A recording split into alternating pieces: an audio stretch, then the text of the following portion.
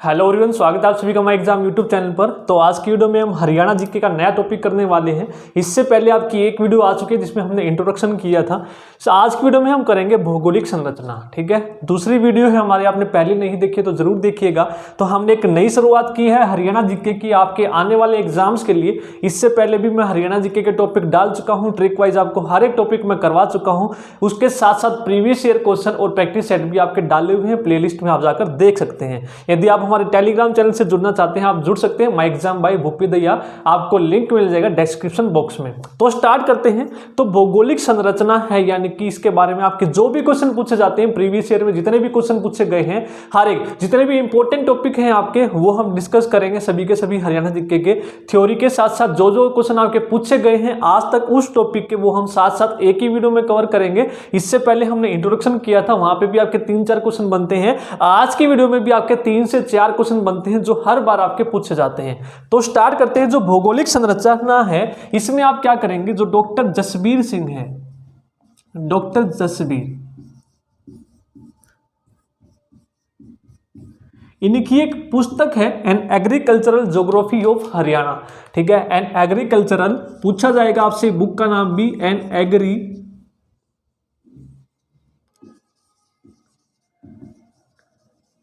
Agricultural geography of Haryana. ये book का नाम आपको याद रखना है। तो इस बुक के अंदर इन्होंने हरियाणा को जो है 8 भागों में बांटा है। कितने भागों में? 8।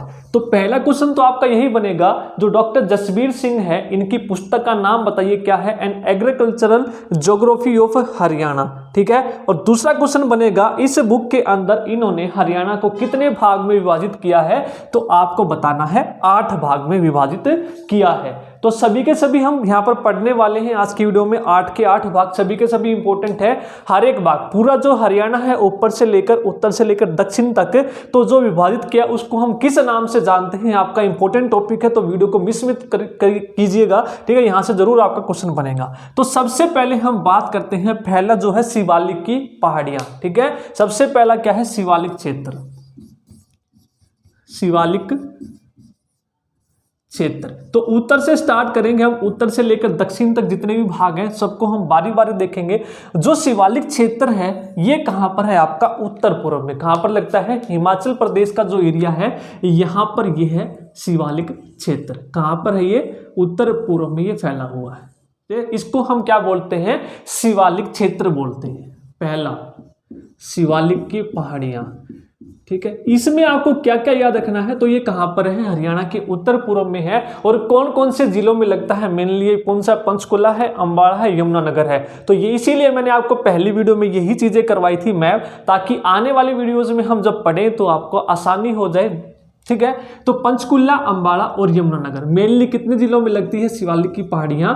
3 में। अब हम बात करते हैं शिवालिक की पहाड़ियों की सबसे ऊंची चोटी हरियाणा में कौन से जिले में लगती है? तो आप देखेंगे पंचकुला है, तो पंचकुला में मोरनी की पहाड़ियां जो है, मोरनी की पहाड़ियां, मोरनी पहाड़ी, इसकी सबसे ऊंची चोटी है करहो की।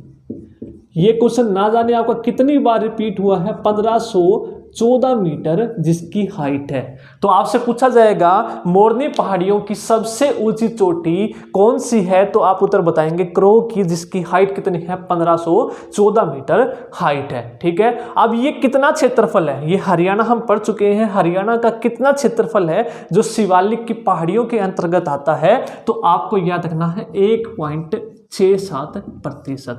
ठीक है, ये क्वेश्चन भी आपका बहुत बार पूछा गया है। तो ये चारों क्वेश्चन आई होप आपको क्लियर हो गए होंगे। ठीक है, सबसे पहले डॉक्टर जसबीर सिंह ने कौन सी पुस्तक लिखी है? An agricultural geography of Haryana. इसने कितनी भागों में विभाजित किया हरियाणा को? 8 में। ठीक है, तो सबसे पहले हमने पढ़ा शिवालिक क्षेत्र कौन कौन से जिलों में लगता है? पंचकुला, अंबाला, यमुनानगर। और इसकी सबसे ऊंची चोटी कहां पर है? मोरनी की पहाड़ियों की करहो की चोटी है, 1514 मीटर हाइट। ठीक है, और शिवालिक का कितना क्षेत्रफल है? ये है आपका 1.6% हिस्सा। ठीक है, अब हम बात करते हैं यहां पर इनका जो ढाल है, इनका जो ढाल है बहुत ही क्या है? तीव्र ढाल है। कौन सा है? तीर ढाल है तो आप सभी ने देखा भी होगा, जब आप हिमाचल प्रदेश गए होंगे, शिमला गए होंगे, एकदम आप मैदान में चल रहे हैं और एकदम से आपका स्लोप स्टार्ट हो जाता है इस तरह से, यानी कि जो एक ढाल है क्या है, तीर ढाल है। और यहाँ पर मेनली 4 नदियां बहती हैं आपकी शिवालिक की पहाड़ियों से। जब नदियों का टॉपिक आएंगे, जब हम डिटेल से पढ़ेंगे हर एक नदी को, अभी यहाँ पर सिर्फ आपको एक चीज याद रखनी है, शिवालिक की पहाड़ियों से कितनी नदियां निकलती हैं, 4 नदियां निकलती हैं। और वो कौन कौन सी है, तो आपकी ट्रिक मैंने बनाई हुई है, एक घूंट में शरबत पी गया DKSI, ठीक है। जो DKSI है ये आपकी दक्षिण हरियाणा की है। जब हम नदियां पढ़ेंगे या फिर आपने पढ़ी होंगी मेरी वीडियो, तो वहां पर मैंने करवाया हुआ है। तो घूट में जो घ है घग्गर है, टे से टांगरी है, मे में जो मैं है वो मारकंडा है, ठीक है। घग्गर, टांगरी, मारकंडा और शरबत से आपको याद रखना है सरस्वती। तो ये 4 नदियां हैं जो शिवालिक की पहाड़ियों से निकलती हैं और अति जो तीर ढाल होने के कारण यहाँ पर जो अपर्दन होता है इनके द्वारा बहुत ही ज्यादा होता है, ठीक है। तो इतना सिर्फ आपको पढ़ना है शिवालिक क्षेत्र में। अब दूसरा हम पढ़ते हैं इसके नीचे, जैसे ही आप आएंगे शिवालिक से नीचे आएंगे तो उसको हम बोलते हैं गिरिपाद के मैदान, गिरिपाद के मैदान। दूसरा है आपका गिरिपाद के मैदान।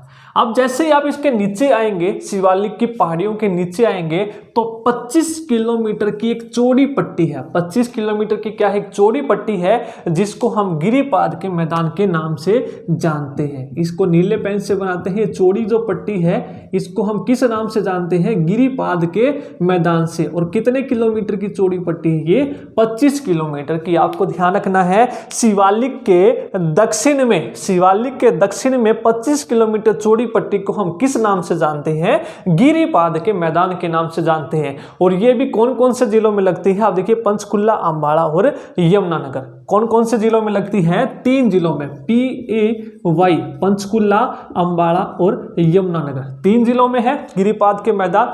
यदि हम बात करें जो गिरिपाद के मैदान है, इनको स्थानीय भाषा में, यानी कि वह पहाड़ी भाषा में इनको किस नाम से जाना जाता है, तो इनको हम बोलते हैं घर, ठीक है। स्थानीय भाषा या फिर पहाड़ी भाषा में गिरिपाद को किस नाम से हम जानते हैं, तो आपको बताना है घर के नाम से, ठीक है। तो क्वेश्चन आपका पूछा जाएगा, पहला क्वेश्चन गिरिपाद के मैदान से, कि ये कहां पर लगते हैं, शिवालिक के दक्षिण में 25 किलोमीटर चौड़ी पट्टी है और स्थानीय भाषा में इसको किस नाम से जानते हैं, घर से।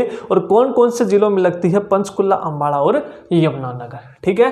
नोट डाउन कीजिए। फिर आगे चलते हैं। जो हमारा तीसरा है वो है हमारा जलोढ़ के मैदान। कौन सा है, जलोढ़ के मैदान।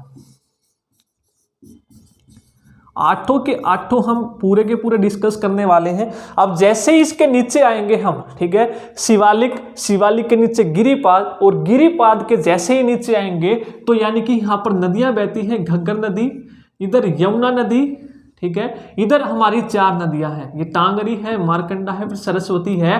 तो इनके द्वारा जो भी आपका मलबा आता है वो यहाँ पर आकर जम जाता है, बिल्कुल समतल होता है। तो यानी कि सबसे ज्यादा एरिया किसके अंतर्गत आता है, हमारा जलोढ़ के मैदान के। आप देख सकते हैं जलोढ़ के मैदान के, ये सारा का सारा जितना भी है ब्लैक, ये कितना है, ये है जलोढ़ का मैदान। सारा का सारा क्या है, ये जलोढ़ का मैदान है। आप देख सकते हैं कौन कौन से एरिया में आता है ये, अंबाला, कुरुक्षेत्र, यमुनानगर का भी कुछ हिस्सा, करनाल, पानीपत, सोनीपत, जींद, कैथल, ठीक है, कुछ हिस्सा यहाँ का भिवानी का भी आता है, रोहतक, झज्जर, ठीक है। तो ये सारा का सारा क्या है, सबसे ज्यादा हिस्सा आता है हमारा जलोढ़ के मैदान का, ठीक है। जलोढ़ के मैदान का यहाँ पर जो है फसलों के लिए उपजाऊ होती है, सबसे ज्यादातर यहाँ पर फसलें बोई जाती है, खरीफ की और रबी की फसलें, ठीक है। तो आपको तीसरा याद रखना है, सबसे पहले शिवालिक, दूसरा गिरिपाद और तीसरा हमें याद रखना है जलोढ़ के मैदान, ठीक है। जलोढ़ का मैदान क्या है, समतल है। अब ये लगता कहां से है, देखिए यहाँ पर क्या है, हमारी घग्गर नदी बहती है। कौन सी बहती है, घग्गर नदी, ये घग्गर नदी है हमारी, ठीक है। ये कौन सी नदी है, यमुना नदी है। अब जो जलोढ़ का मैदान है, ठीक है, उत्तर पूर्व में घग्गर से लेकर हमारा ये दक्षिण दक्षिण नहीं, ये कौन सी है, यमुना नदी के बीच में ये फैला हुआ है। ठीक है, घग्गर और यमुना के बीच में और ऊपर शिवालिक से अरावली के बीच में सारा का सारा क्या लगता है, जलोढ़ का मैदान हमारा लगता है। और सबसे ज्यादा प्रतिशत इसी का है 75%। ठीक है, कितना है, 75% हिस्सा जलोढ़ के मैदान के अंतर्गत आता है। आप देख सकते हैं कितना ज्यादा हिस्सा है जो जलोढ़ के मैदान के अंतर्गत हमारा आता है। ठीक है, अब आगे चलते हैं। चौथा जो है वो है बाढ़ के मैदान। बाढ़ के मैदान, अब नाम से ही पता चल जाएगा आपको, बाढ़ के मैदान। तो बाढ़ कहाँ पर आएगी, बाढ़ के मैदान कहाँ पर होंगे निर्मित, जहाँ पर नदियाँ बहेंगी। और नदियाँ कहाँ कहाँ पर बहती हैं, सबसे जो मेन नदी है घग्गर नदी और यमुना नदी, और ऊपर हमारी है जो बाढ़ के मैदान जो है निर्मित करती है। ठीक है, तो ये नदियाँ के द्वारा निर्मित किया जाता है। सबसे पहले आपको बाढ़ के मैदान है किसके द्वारा निर्मित किया जाता है, नदियों के द्वारा। नदियों के द्वारा ये निर्मित होता है। ठीक है, किसके द्वारा होता है, नदियों के द्वारा निर्मित होता है। और यहां से हमारा क्वेश्चन बनेगा कि जो बाढ़ के मैदान है वो आपको नाम याद रखना है। कौन कौन सा नाम याद रखना है, जो घग्गर नदी है उसके द्वारा निर्मित बाढ़ के मैदान को हम क्या बोलते हैं, तो उसको बोलते हैं हम नैली। ठीक है, उसको क्या बोलते हैं, नैली। घग्गर नदी है ये हमारी, इसके द्वारा जो निर्मित बाढ़ के मैदान है उसको हम क्या बोलते हैं, नैली। यहां पर लिख देते हैं हम, घग्गर नदी के द्वारा जो निर्मित बाढ़ के मैदान है उसको हम क्या बोलते हैं, नैली। और जो मार्कंडा नदी है उसके द्वारा जो निर्मित बाढ़ के मैदान है उसको हम क्या बोलते हैं, बेट। बहुत बार आपका रिपीट हुआ है, इसीलिए मैं कहता हूं कि थ्योरी के साथ साथ जो भी आपके इंपॉर्टेंट क्वेश्चन बनते हैं हम साथ के साथ डिस्कस करेंगे। आपके ना जाने कितनी बार ये क्वेश्चन पूछे गए हैं, यदि आपको विश्वास नहीं होता तो प्रीवियस ईयर क्वेश्चन उठा के देख लीजिए। अगर ये क्वेश्चन आपको ना मिले तो घग्गर नदी द्वारा निर्मित बाढ़ के मैदान को हम क्या बोलते हैं, नैली। और मार्कंडा नदी द्वारा निर्मित बाढ़ के मैदान को हम क्या बोलते हैं, बैट। अब कैसे याद रखेंगे, घर नैला मैला, ठीक है, मार बैट। तो मार से मार्कंडा, बैट से बैट, इतना आपको याद रखना है बाढ़ के मैदान में। आगे हम चलते हैं। अब हमारा हो गया शिवालिक, गिरिपाद, जलोढ़, उसके बाद हमारा हो गया बाढ़ के मैदान। ठीक है, 4 हो गए।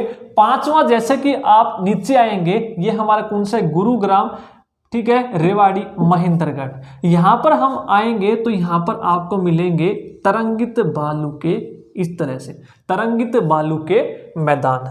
पांचवा हो जाएगा हमारा तरंगित बालू के मैदान।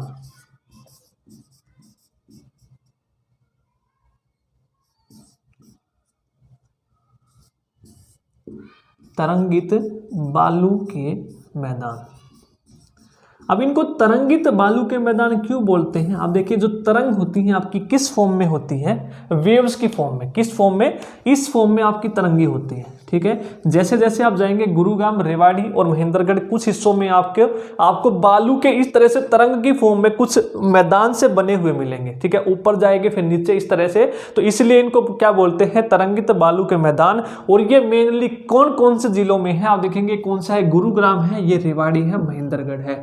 एक ही लाइन में है तीनों के तीनों, गुरुग्राम, रेवाड़ी और महेंद्रगढ़। आपसे पूछा जाएगा कि तरंगित बालू के मैदान हरियाणा के कौन से जिलों में है, तो आपको बताना है गुरुग्राम, रेवाड़ी और महेंद्रगढ़। यहां पे मैं लिख देता हूं 5।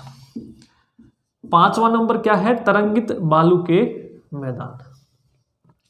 ठीक है, इसके साथ साथ बालू के टिब्बे भी आपको याद रखने हैं। तो बालू के टिब्बे, राजस्थान में बहुत सारा रेत है, तो जैसे ही हवा चलती है तो उन हवा के साथ साथ रेत भी उड़कर आता है। तो जो हरियाणा का जो हिस्सा जो राजस्थान से लगा हुआ है, मैंने आपको पहले वीडियो में यही करवाया था। तो राजस्थान के कौन कौन से जो है हिस्से लगते हैं, तो सिरसा का कुछ हिस्सा लगता है, ठीक है, फतेहाबाद, हिसार, भिवानी, चरखी दादरी, ठीक है, महेंद्रगढ़। तो ये हिस्सा होता है, ठीक है, जो राजस्थान के साथ साथ लगा है। तो यहां पर क्या होता है, बालू के टिब्बे युक्त, ठीक है, बालू टिब्बे युक्त मैदान होते हैं, जिसको हम बोलेंगे छठा भाग, जिसमें विभाजित किया है डॉक्टर जसबीर सिंह ने अपनी पुस्तक में। यहां पर लिख देते हैं, एक बार नोट डाउन कर लीजिए, ये आपको दिख रहा है कि नहीं, यहां पर साफ साफ दिख रहा है, तो यहां पर लिख देते हैं नीचे, बालू के टिब्बे युक्त मैदान,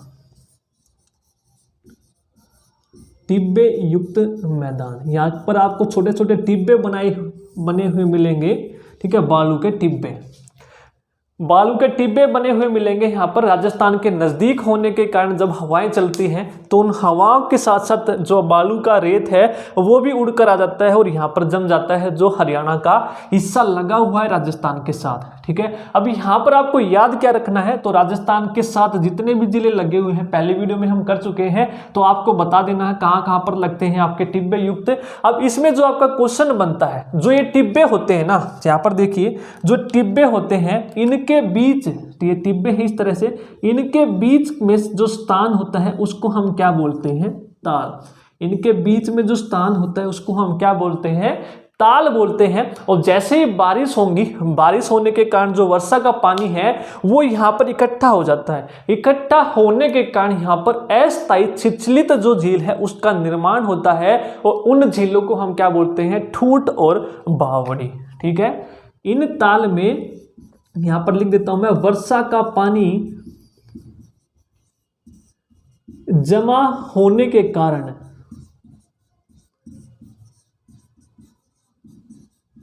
अस्थायी छिछलित झीलों का निर्माण होता है, ठीक है। यहां पर लिख देता हूं मैं, झीलों का निर्माण होता है, झीलों का निर्माण। और उन झीलों को हम क्या बोलते हैं, उनको बोलते हैं ठूंठ और बावड़ी। आपका यही एग्जाम में पूछा जाएगा, जो अस्थायी छिछलित झीलें होती हैं उनको किस नाम से जानते हैं, तो आप उत्तर बताएंगे ठूंठ या बावड़ी, ठीक है। तो ये था हमारा छठा, टिब्बे युक्त बालू के मैदान। तो कहाँ कहाँ पर लगते हैं, जो राजस्थान से सटे हुए इलाके हैं, ठीक है, इनके बीच में जो स्थान होता है उसको हम ताल बोलते हैं। जैसे ही वर्षा होगी तो वर्षा होने के कारण यहाँ पर पानी जमा हो जाता है और वर्षा का पानी जमा होने के कारण यहाँ पर झीलों का निर्माण होता है, जिनको हम ठूंठ या बावड़ी कहते हैं। आपका एग्जाम में क्वेश्चन यही पूछा जाएगा यहाँ से। अब आगे चलते हैं, नेक्स्ट जो हमारा यहाँ से बनेगा सातवां क्या बनेगा हमारा, अरावली के मैदान, ठीक है। क्या बनेगा, अरावली के मैदान, अरावली के मैदान या पहाड़ियाँ।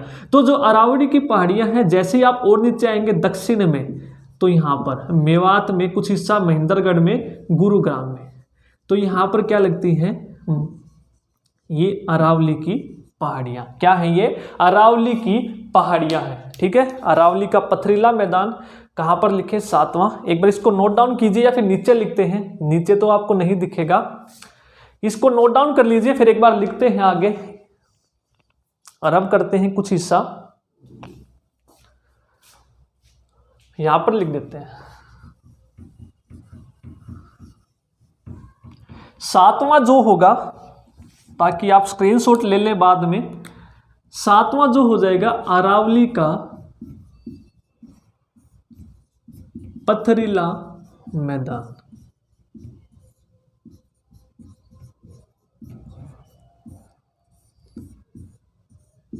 अब अरावली का जो पथरीला मैदान है ये कहाँ पर है, ये हरियाणा के दक्षिण में लगता है। आपसे पूछा जाएगा जो अरावली का पथरीला मैदान है ये कहाँ पर लगता है, ये हमारा जो राजस्थान का जो अरावली भाग है उसका ही कुछ हिस्सा हरियाणा में भी लगता है। और हरियाणा के कौन से भाग में है, ये दक्षिण भाग में है। यदि पूछा जाए तो मेनली अवस्थित कहाँ पे है, तो मेनली आप बताएंगे गुरुग्राम में। और अरावली की जो सबसे ऊंची चोटी है, जैसे हमने शिवालिक की पढ़ी थी, करो की 1514 मीटर हाइट, तो अरावली की जो पहाड़ियां हैं इसकी सबसे ऊंची चोटी कौन सी है, ढोसी की पहाड़ी, ढोसी की पहाड़ी।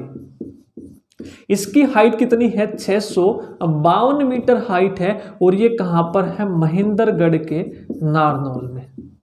महेंद्रगढ़ के नारनौल का एक गांव है कुलताजपुर गांव, कुलताजपुर गांव में, तो वहां पर ये पहाड़ियां लगती हैं। तो आपसे पूछा जाएगा जो ढोसी की पहाड़ियां हैं इनका संबंध कौन से ऋषि से है, तो च्यवन ऋषि से। कौन से है, च्यवन ऋषि से है, च्यवन ऋषि। अब यहां से क्वेश्चन बहुत बार पूछा गया है, कौन कौन से आपके प्रीवियस ईयर के क्वेश्चन पूछे गए हैं। तो जो अरावली की जो पहाड़ियां हैं इनका संबंध कौन से ऋषि से है, तो च्यवन ऋषि से है। तो सबसे ऊंची जो ढोसी की पहाड़ियां हैं ये हरियाणा के कौन से जिले में है, तो आप बताएंगे नारनौल में। महेंद्रगढ़ मिले तो महेंद्रगढ़, नहीं तो महेंद्रगढ़ के नारनौल में एक गांव है कुलताजपुर, वहां पर डोसी की पहाड़ियां हैं जिनकी हाइट कितनी है, 652। हाइट भी याद रखनी है, आपसे पूछा जाएगा। तो ये था हमारी अरावली की पहाड़ियां। और आपसे पूछा जाए यदि कितने प्रतिशत भाग में है, तो अरावली की पहाड़ियां है 3.09% भाग में है। ठीक है। अब जो लास्ट हमारी बचती है 8वां, वो होता है अनकाई दलदल। क्या है? अनकाई दलदल। तो जो ये अनकाई दलदल है ये कहां पर लगता है? ये लगता है सिरसा के दक्षिण में। अब सिरसा कहां पर है? ये हमारा सिरसा है, तो सिरसा का जो दक्षिणी भाग है तो ये हो जाएगा ये हिस्सा। तो इसको हम क्या बोलते हैं? अनकाई दलदल, 8वां भाग। वहां पर मैंने लिख दिया है 8वां। यहाँ पर क्या है आपका? अनकाई दलदल पूछा जाएगा। जो अनकाई दलदल है तो ये हरियाणा में कहां पर है, तो आप बताएंगे सिरसा के दक्षिण में। ठीक है। तो ये थे 8 हमारे। तो अब जो क्वेश्चन है आपके उनको बारे में हम एक बार डिस्कस कर लेते हैं जो आपके पूछे गए हैं। तो सबसे पहला क्वेश्चन तो यही था, डॉक्टर जसबीर सिंह की पुस्तक का नाम an agricultural geography of Haryana कितने भागों में विभाजित किया है?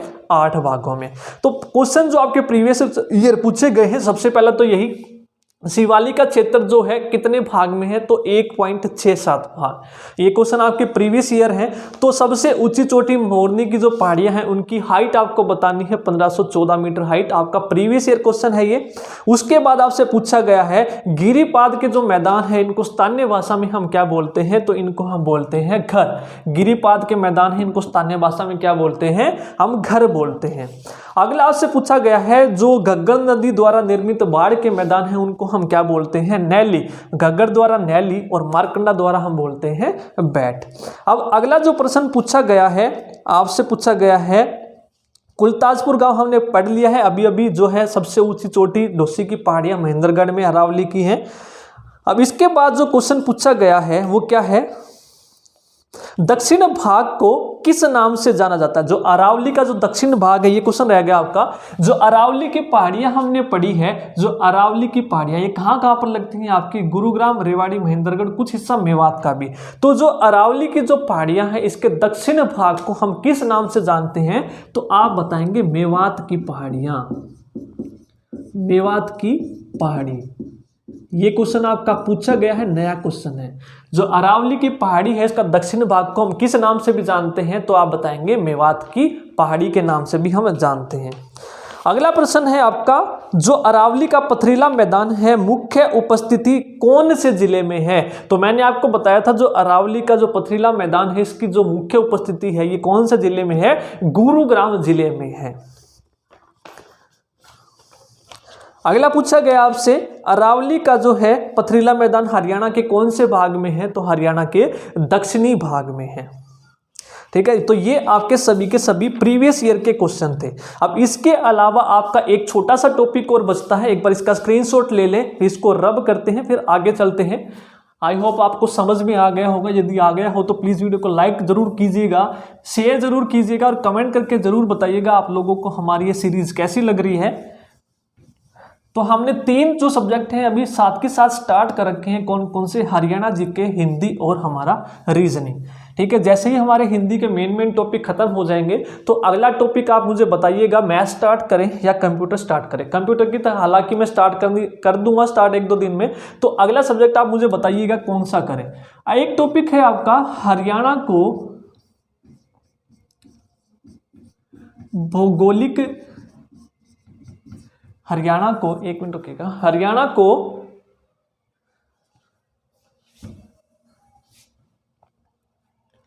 भौगोलिक दृष्टि से कितनी इकाइयों में बांटा गया है? भौगोलिक दृष्टि से, तो ये भी इंपॉर्टेंट है, यहां से छोटा सा टॉपिक है। तो हरियाणा को भौगोलिक दृष्टि से 3 भागों में विभाजित किया है। कितने? 3। तो कौन कौन से है वो? कुरुक्षेत्र, दूसरा है हरियाणा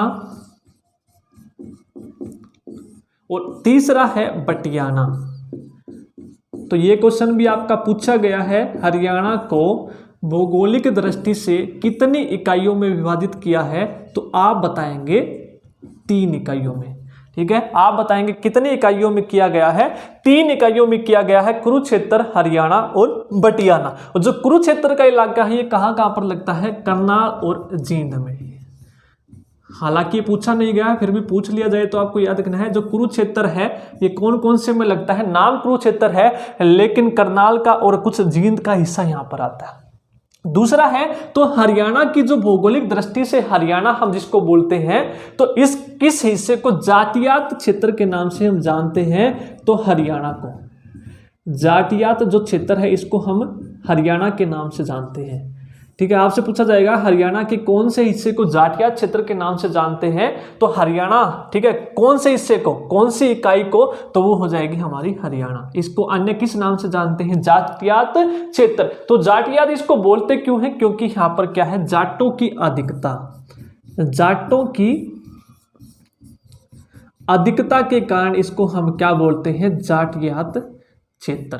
क्या बोलते हैं, जाटियात क्षेत्र। यदि आपसे पूछे ये कहां कहां पर लगता है, तो आपको बताना है हांसी, फतेहाबाद, भिवानी और रोहतक, ये 4 जिले। ठीक है, ये 4 जिले, हांसी यहां पर लिख देता हूं मैं, हांसी का कुछ हिस्सा, उसके बाद फतेहाबाद, तीसरा हमारा हो जाएगा भिवानी और चौथा हो जाएगा रोहतक।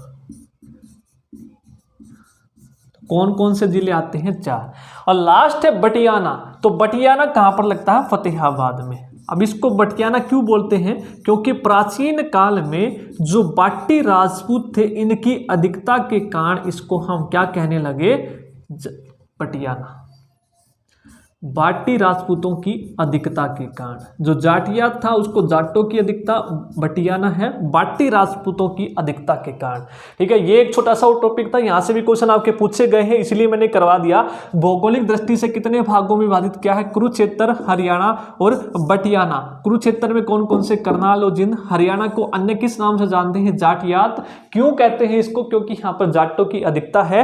हांसी, फतेहाबाद, भिवानी और रोहतक। और बटियाना कहाँ पर है आपका, फतेहाबाद में। इसको बटियाना क्यों कहते हैं, बाटी राजपूतों की अधिकता के कारण इसका नाम बटियाना पड़ा था। ठीक है, तो ये था हमारा सेकंड टॉपिक। इसके बाद हम नदियां करेंगे। ठीक है, तो कमेंट करके जरूर बताइएगा आपकी आज की वीडियो कैसी लगी, और शेयर जरूर कीजिएगा। चैनल को पहली बार देख रहे हैं तो सब्सक्राइब जरूर कर ले। आज की वीडियो में इतना ही, धन्यवाद।